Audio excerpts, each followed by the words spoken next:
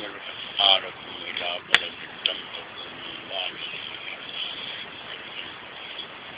إن ربكم لرؤوف والخيل والبغال والحمير لتركبوها ويخلق ما لا تعلمون وعلى الله قصد السبيل ومنها جائر ولو شاء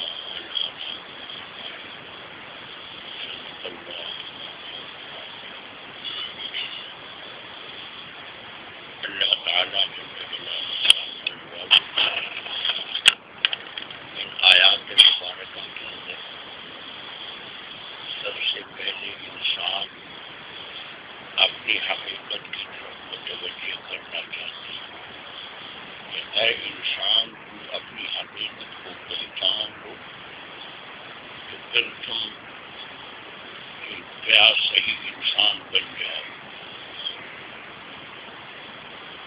اسی بات کی طرف اشارہ ہے کہ من عرف نفسہ فقد عرف ربہ. جس نے اپنے آپ کو پہچانا تو اس نے رب کو بھی پہچانا. انسان کیا ہے اور کس غرور میں وہ مبتلا ہے. اللہ فرماتے ہیں خلق الانسان من نطفہ. اللہ نے انسان کو پیدا فرمایا منی کے قطرے سے پیدا. قطرہ بھی پلید قطرہ. ایک پلید قطرے سے انسان کو پیدا فرمایا. فیضا و خصیم مبین. اچانک وہ کھلا دشمن بن گیا, کھلا مقابل میرے سامنے آیا, میرا مقابلہ. فیضا و خصیم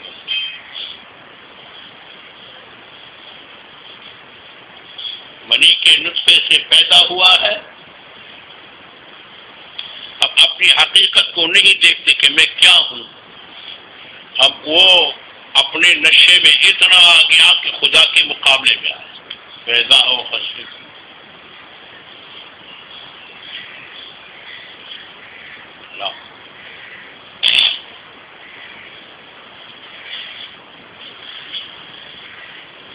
منی کے نطفے سے پیدا ہوا ہے, یہ ان کی ابتدا ہے. اور جب اس کی سانس نکل جاتی ہے, جان نکل جاتی ہے, تو پھر کہتے ہیں جلدی دفناؤ بدبودار ہو جائے. ہے یا نہیں؟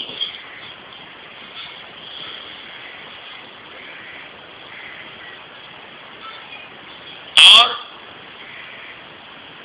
گزشتہ جمعہ مجلس میں نے اشارہ کر دیا کہ ایک مچھر کی مقابلہ نہیں کر سکتے.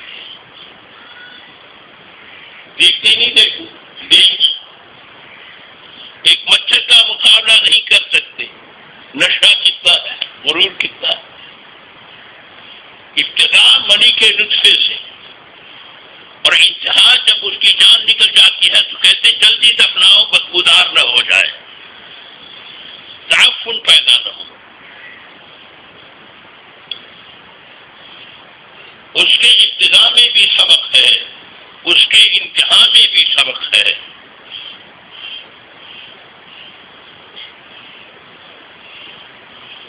ابتدا میں یہ سبق ہے کہ آپ ایک چھوٹے سے قطرے, منی کے قطرے سے, پلید قطرے سے پیدا ہوئے ہیں, تو تم کیوں غرور کرتے ہو؟ نشہ کہاں سے آیا؟ اور انتہا میں یہ سبق ہے کہ انسان کے دو حصے ہیں, ایک روح ہے اور ایک جسد ہے. جب روح نکل جاتی ہے تو پھر جسد کی کوئی حیثیت نہیں رہ جاتی ہے. بادشاہ ہے, روح نکل گئی, اس کے بعد وہ بادشاہ رہا, تصد کر سکتا ہے. جرنیل ہے, مولانا ہے, محدث ہے, مفسر ہے, فقیہ ہے, مفتی ہے, سب کچھ ہے.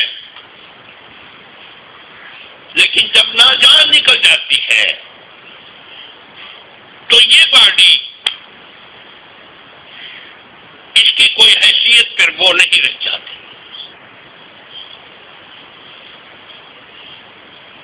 اگر لوگ ان کو سلام کرتے ہیں، لوگ ان کا احترام کرتے ہیں، ان کی باڈی کی وجہ سے نہیں، ان کے اعمال کی وجہ سے. ان کے اعمال اچھے، جتنے اعمال اچھے ہوتے ہیں ان کا زیادہ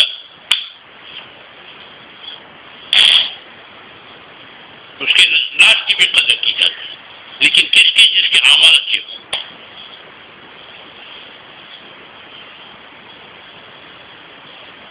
معلوم ہوا کہ اصل بنیادی چیز جان ہے، روح ہے. جیسا کہ اہمیت اس وقت ہوتی ہے، اس وقت تک وہ حکمران ہے، وہ حکم کا حکم چلتا ہے، وہ بادشاہ ہے، وہ جرنیل ہے، وہ کرنیل ہے، وہ سب. جب تک اس میں جان ہو، جب جان نکل جاتی ہے تو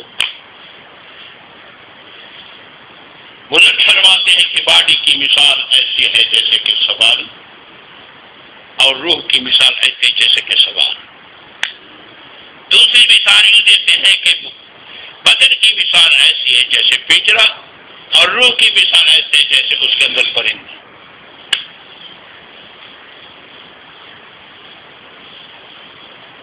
ہم پنجرے پر لگے ہوئے ہیں، پرندے کا اگر اس میں پرندہ نہ ہو تو پنجرے کی کوئی اہمیت رہتی ہے؟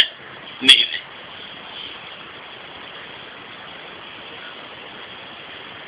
اب ہماری ساری محنت باڈی پر ہے، سواری پر ہے، سوار پر نہیں، روح پر نہیں. بزرگ فرماتے ہیں، اہل اللہ فرماتے ہیں کہ تم روح پر محنت کرو.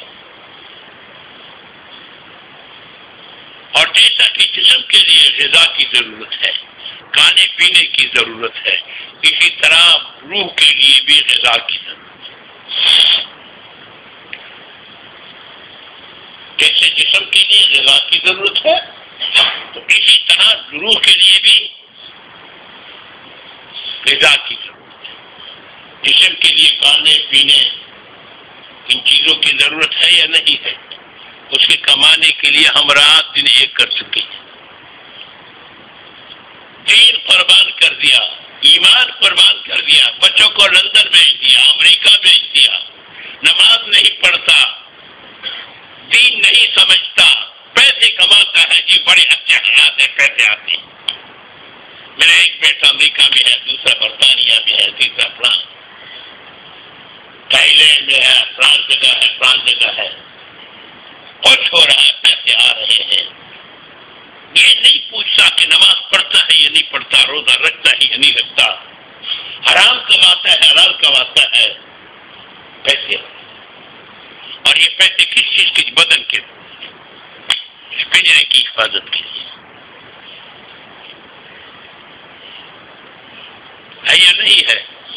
اس سے روح کو سکون نہیں ملتا، اس سے روح کو سکون نہیں ملتا. یہ غلط فہمی میں ہے.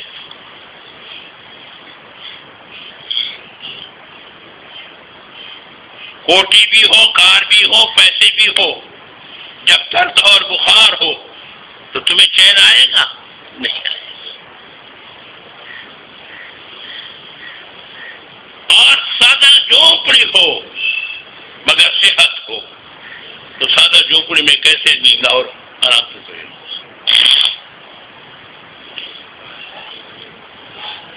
اسی طرح جب روح کو غذا ملتی ہے، غذا کیا ہے؟ اعمال صالحہ، ذکر اللہ.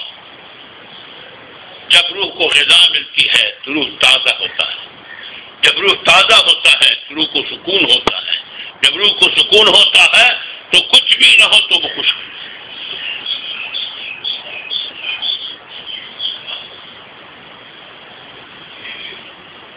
اللہ والے اللہ اللہ کرتے ہوئے سادہ کمروں میں خود محمد مصطفیٰ احمد مجتبی صلی اللہ علیہ وسلم کے کمرے آپ کو معلوم ہے حجرے. حضرت حسن بصری فرماتے ہیں کہ میں حجرات امہات المومنین کے حجروں میں داخل ہوا تو میں نے ہاتھ اٹھایا تو میرا ہاتھ چھت پہ لگا. پہنچ گئے میرا ہاتھ. یہ امہات المومنین کے حقوق. میں آپ سے پوچھ رہا ہوں، دنیا میں امہات المومنین سے افضل کوئی عورت ہے؟ اور دنیا میں سید الانبیاء صلی اللہ علیہ وسلم سے کوئی افضل مرد ہے؟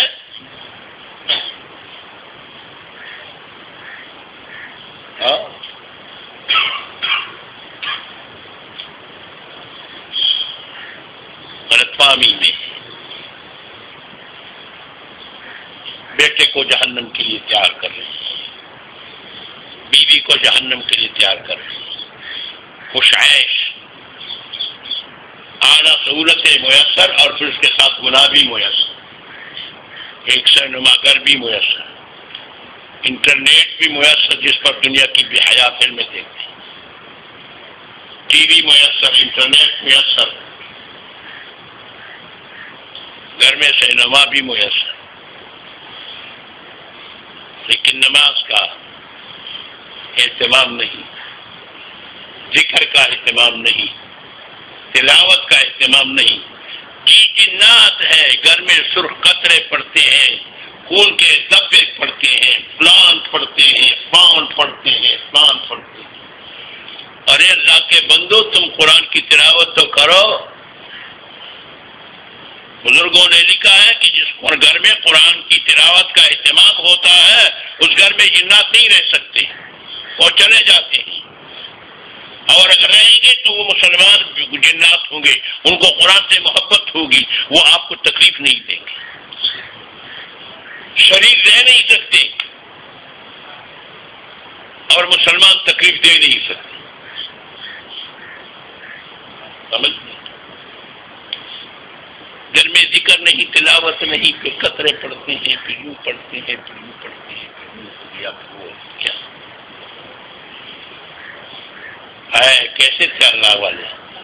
حضرت شیخ الحدیث رحمۃ اللہ علیہ لکھتے ہیں، آپ بیتی میں ایک وقت ہمارے گھر میں ایسا بھی تھا کہ 24 گھنٹے مسلسل تلاوت رہی، 24 گھنٹے مسلسل تلاوت، باری باری.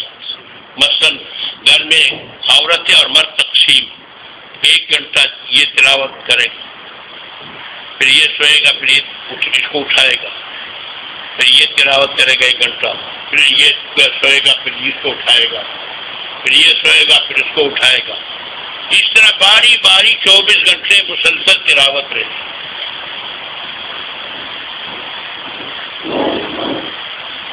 باری باری 24 گھنٹے مسلسل تلاوت.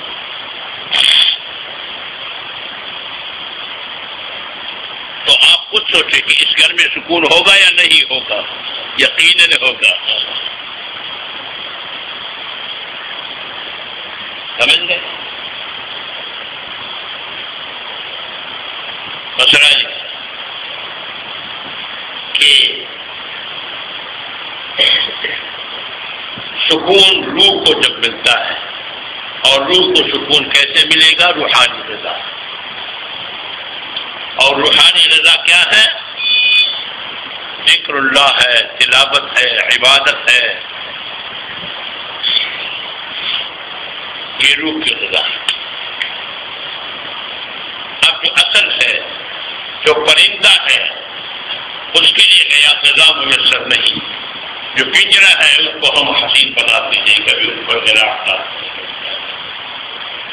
جو سوار ہے اس کا خیال نہیں، جو سواری ہے اس کو خوب چل رہے.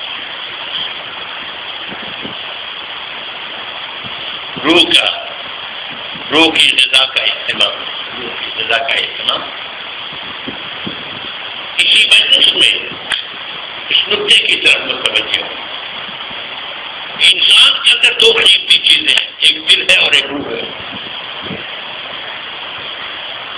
ایک دل ہے اور ایک روح. کا مطلب دل ہے یا دماغ ہے یا ایسے اختلافی مسئلہ ہے.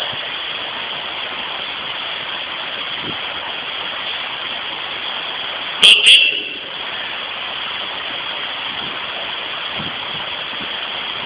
ذکر سے مطمئن ہوتا ہے. اللہ بذکر اللہ ہے تطمئن. اللہ کے ذکر سے دلوں کو سکون. آپ تو کہیں گے کہ یہ تو مولوی صاحب ہے، الحمدللہ اس دور کے جدید ڈاکٹر بھی مان چکے ہیں. یہ واقعہ میں پہلے بھی آپ کو سنا تھا. میں چکوال میں تھا، اسلام آباد سے دل کا ایک اسپیشلسٹ آیا اور چکوال کے ڈاکٹروں کو تربیت دے رہے تھے. ایک نشست مقرر کیا تھا، سب کو بلایا تھا ڈاکٹر، سارے ڈاکٹروں کو دل کے بارے میں ہدایات دے رہے ہیں. تو فرماتے تھے کہ دل کی صحت کے لیے دو بنیادی چیزیں ہیں، ایک ذکر اللہ اور ایک واک، ورزش، چلنا پھرنا. جانتے ہو وہ ڈاکٹر کہہ رہے تھے ہدایات میں کہ دل کے علاج کے لیے، دل کی صحت کی مد رکھنے کے لیے دو چیزوں کی ضرورت ہے، ایک ذکر اللہ اور ایک واک، چلنا پھرنا.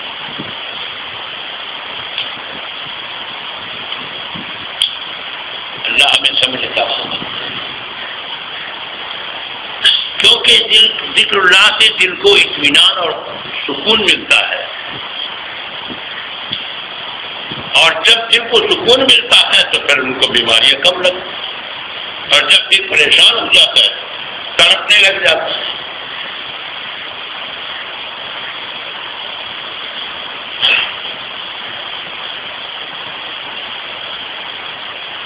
اس لیے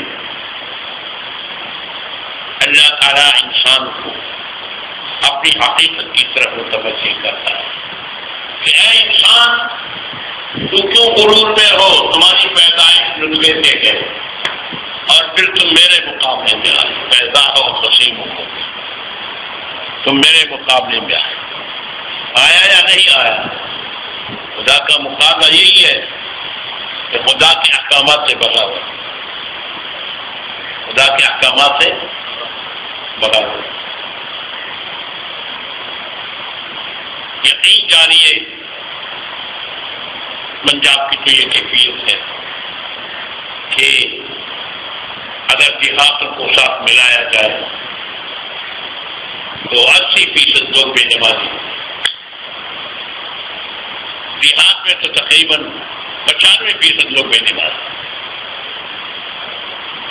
2-4 آدمی مسجد میں کہیں کہیں نازو نازل باپ یاد.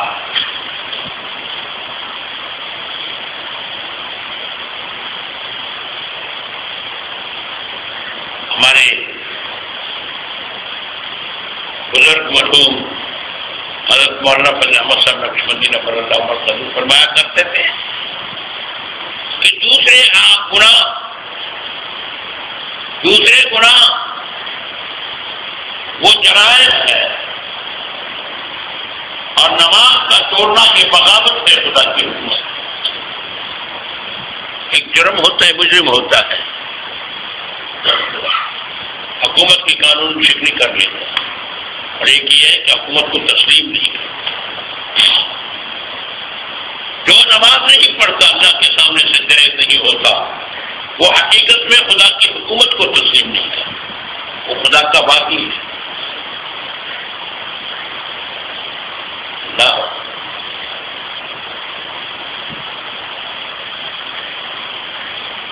اور پھر اگر ہم سجدہ لگاتے بھی ہیں تو کیا سجدہ وہ بھی توجہ سے نہیں ہوتا، ٹھوکرے سے. کیونکہ شاعر نے کہا ہے کہ بطواف کعبہ رفتم بحرم رحم ندادم، بطواف کعبہ رفتم بحرم رحم ندادم، کہ بیرون بات کر دی کہ درون خانہ. کہتے بیت اللہ شریف کے پاس جانے لگا تو مجھے اجازت نہیں ملی کہ باہر آپ کیا کر چکے ہیں کہ میرے گھر میں آ رہے ہیں. اور بزمین تو سجدہ کردم کہ زمین دا برابر، بزمین تو سجدہ کردم کہ زمین دا برابر، کہ مرا پلیت کر دی تو بسجدہ دیا. کہتے زمین پر جب سجدہ کیا دیا تو زمین سے آواز آئی کہ مجھے پلیت کر دیا ریاکاری کے سجدوں سے. ہمارے سجدے میں بھی پھر وہ روح ٹھوکرے کھاتے ہیں. تو سجدہ نہیں. سجدہ ہو ان سے بہت کچھ حاصل ہو. رسول اللہ صلی اللہ علیہ وسلم نے بدر میں سجدہ لگایا تو کیا کچھ حاصل کر لیا. آپ نے دیکھا سجدہ تھا.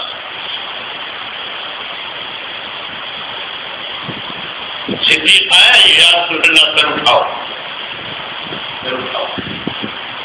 سجدے میں پڑے ہوئے تھے. یا اللہ ایک مکھی مسلمان ہے, اگر یہ ختم ہو جائیں گے تو تمہارا نام لیوا نہیں رہے گا. ابو بکر یا رسول اللہ سر اٹھاؤ. محدثین مفسرین لکھتے ہیں کہ کیا حضور کو یقین نہیں تھا کہ وہ صدیق ان کو کہہ رہے تھے. کہتے حضور کو یقین تھا پہلے سے. حضور کا پہلے یقین تھا کہ پتہ ہوگی, مگر اپنے پیاروں کو مطمئن کرنے کے لیے جب وہ سمجھ گئے کہ صدیق مطمئن ہو گئے, صدیق آ گئے, ان کو اطمینان ہو گیا تو سر اٹھا دیا. پیارے مطمئن ہو گئے. تو سجدے سے انقلابات آتے ہیں لیکن وہ سجدہ ہی نہیں. سجدہ ہی نہیں. اللہ تعالیٰ ہمیں ویسا ہی سجدہ نصیب کرنا, ویسا ہی سجدہ. میرے محترم بھائیو, مقصد روح کی کو غذا دینا ہے. روح کو غذا دینا ذکر اللہ ہے, تلاوت کلام اللہ ہے. یہ روح کی غذا ہے. روح کی غذا ہے جیسے بدن کو غذا کی ضرورت ہے, اس طرح روح کو بھی غذا کی ضرورت ہے. اور اصل روح ہے, جب تک روح مطمئن رہے گا تو بدن کو بھی اطمینان ہوگا. روح بے چین ہو جائے گا تو بدن کو بھی چین نہیں ملے گا. اللہ تعالیٰ ہم سب کو ذکر و فکر کی زندگی نصیب کرے.